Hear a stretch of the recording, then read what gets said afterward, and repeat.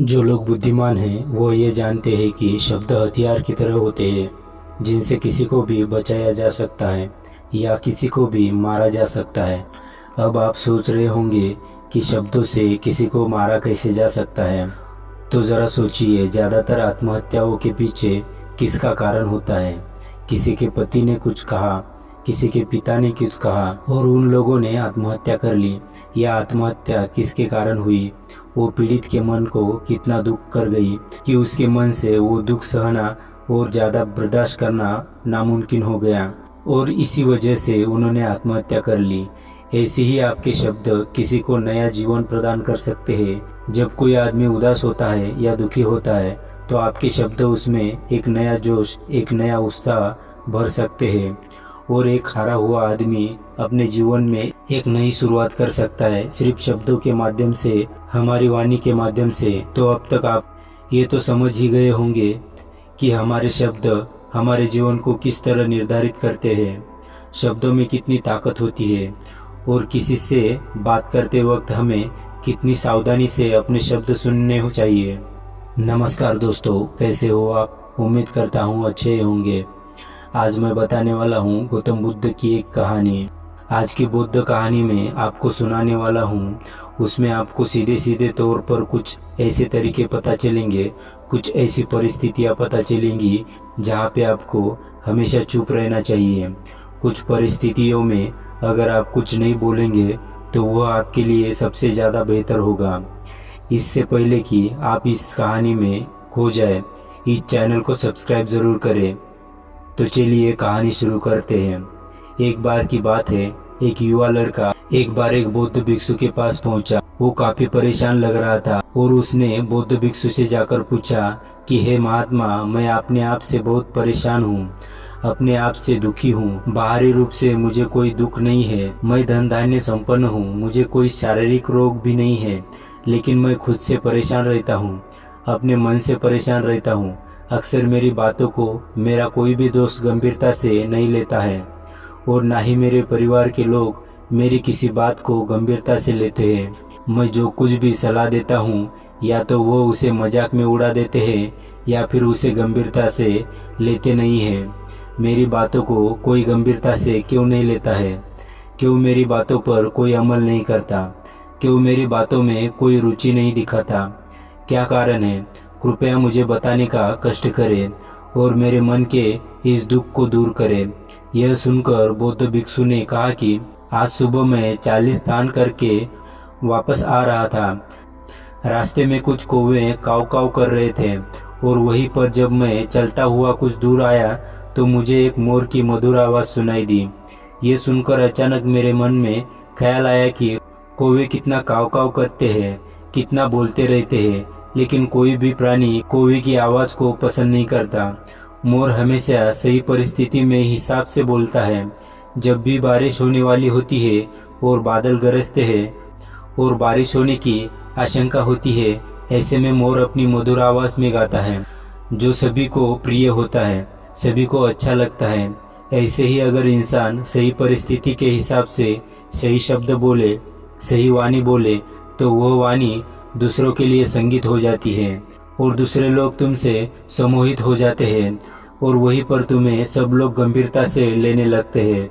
और दूसरी तरफ अगर तुम यूं ही बेफुजुल ऐसे ही बोलते रहते हो, बिना किसी बात के बोले चले जाते हो, तो फिर तुम्हें कोई गंभीरता से नहीं लेता। तुम उस कौवे की भांति हो जाते हो जिसकी वाणी कोई पसंद नहीं करता और बाद में तुम्हें दुख होता है कि तुम्हें कोई गंभीरता से क्यों नहीं लेता। इसलिए अपने शब्दों को बेहद बुद्धिमानी के साथ इस्तेमाल करना सीखो। अगर तुम नहीं सीखोगे तो समाज में तुम्हें कोई सम्मान या कोई गंभीरता से नहीं लेगा।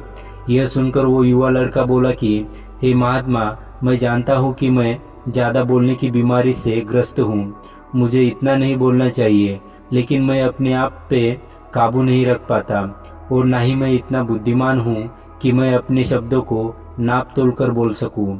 मैं तो किसी से बात करते वक्त इतना सोचता भी नहीं कि मुझे अपने शब्द किस तरह से इस्तेमाल करने हैं। कृपया करके मुझे ऐसी परिस्थितियां बता दीजिए जहां पर मुझे कम बोलना है या फिर बोलना ही नहीं है। हमेशा चुप रहना है। अगर आप मेरा ऐसे मार्गदर्शन कर सकते हैं तो मेरा जीवन आसान हो जाएगा और मुझे ज्यादा दिमाग या अपनी बुद्धि लगाने की जरूरत नहीं पड़ेगी। यह सुनकर बौद्ध भिक्षु ने मुस्कुराते हुए कहा कि बेटा, वैसे तो इंसान को हर परिस्थिति में सोच समझकर ही बोलना चाहिए, लेकिन अगर वो हमेशा होश में नहीं रह पाता है, ध्यान में नहीं रह पाता है, तो मैं तुम्हारे दैनिक जीवन की कुछ ऐसी परिस्थितियां बता रहा हूँ जहाँ पर तुम्हें हमेशा चुप रहना है। अगर तुम ऐसी जगहों पर कुछ बोलोगे तो तुम्हारा अपमान ही होगा या फिर तुम्हें कोई गंभीरता से नहीं लेगा।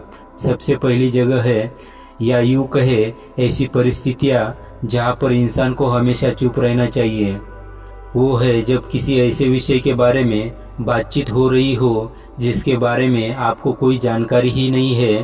तो ऐसी परिस्थिति में व्यर्थ में बीच में टांग अड़ाना, अपना ज्ञान देना, व्यर्थ का ज्ञान, आपको कुछ पता नहीं है लेकिन फिर भी आप अपना ज्ञान देने के लिए उत्सुक है, तो ऐसी जगह पर आपका अपमान ही होगा। जरा तुम खुद सोचो, जब कोई बीमार आदमी अपनी बीमारी के बारे में चर्चा कर रहा हो और आपको उस बीमारी के बारे में कोई भी ज्ञान नहीं है, लेकिन फिर भी आप व्यर्थ में बेकार में उसे ऐसी ऐसी औषधियाँ बता रहे हैं जिनका उसकी बीमारी से कोई तालमेल ही नहीं है, तो ऐसे में आप अपनी प्रतिष्ठा अपने हाथों से खो रहे होते हैं और आपको पता ही नहीं होता। ऐसी परिस्थिति में आदमी को हमेशा सुनना चाहिए। ध्यान से सुनना भी एक कला होती है। अगर आप सुनने का दिखावा करेंगे तो कहीं ना कहीं सामने वाले आदमी को यह एहसास हो जाता है कि ये मेरी बात पूरे ध्यान से नहीं सुन रहा है। इसलिए जब आपको किसी विषय के बारे में पूरी तरह से जानकारी ना हो तो वहाँ पर केवल अपने कान लगाना ही ज़्यादा महत्वपूर्ण होता है, ज़्यादा जरूरी होता है।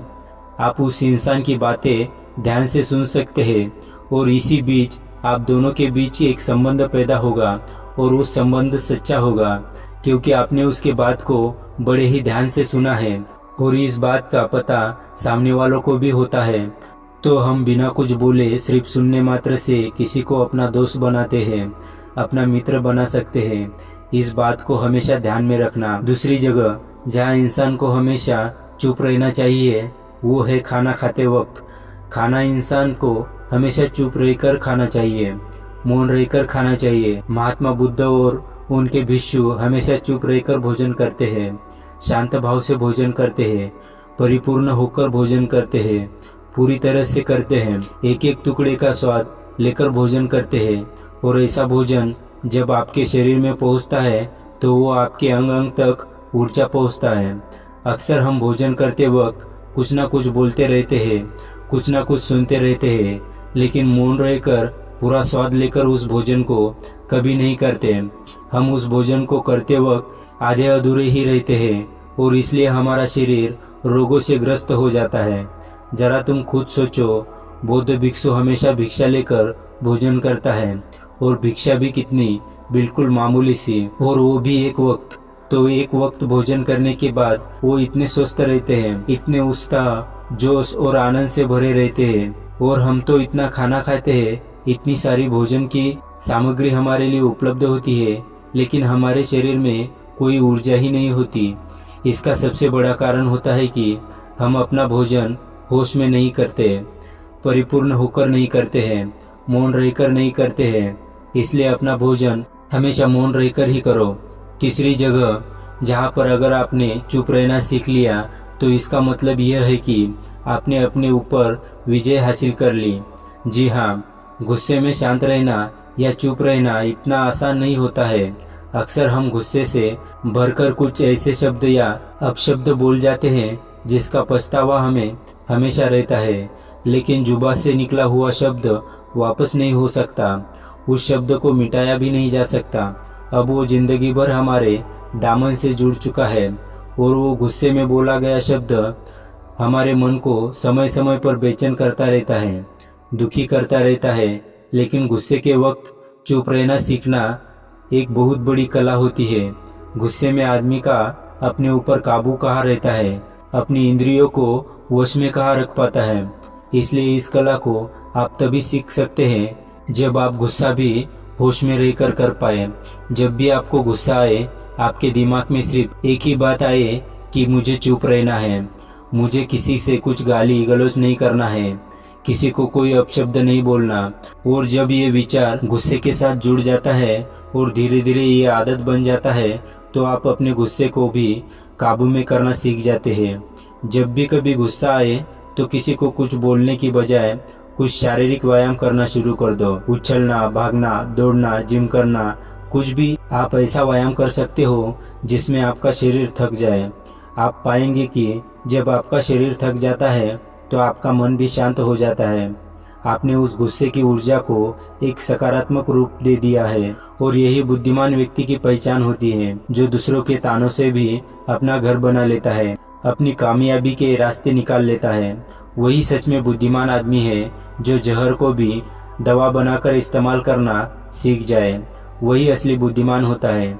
चौथी जगह, जहाँ आप चुप रहेंगे तो आपके लिए वह सबसे ज्यादा बेहतर होगा, वही आपको सम्मान दिलाएगा। चौथी जगह है, जब चार लोग आपस में बैठकर बातें कर रहे हो, कोई बैठक कर रहे हो, तो वहाँ पर जब चार लोग बात कर रहे होते हैं तो चारों लोग एक साथ तो बात कर नहीं सकते। एक बार में एक व्यक्ति बोलेगा और तीन सुनेंगे, तभी वो बैठक कामयाब हो जाएगी, तभी वो चर्चा सही रूप में आगे बढ़ पाएगी। लेकिन अगर कोई आदमी ऐसा बैठा हुआ है जो बीच में ही दूसरे की बात काटकर अपनी बात को ऊपर रखना चाहता है, तो ऐसे में वो चर्चा या वो बैठक आपको कहीं नहीं पहुंचाएगी और चारों लोगों के बीच आप सबसे मूर्ख कहलाओगे। अगर आपको अपनी बात कहनी है तो सामने वाले को अपनी बात पूरा करने दो, उसके बाद अपने विचार रखो।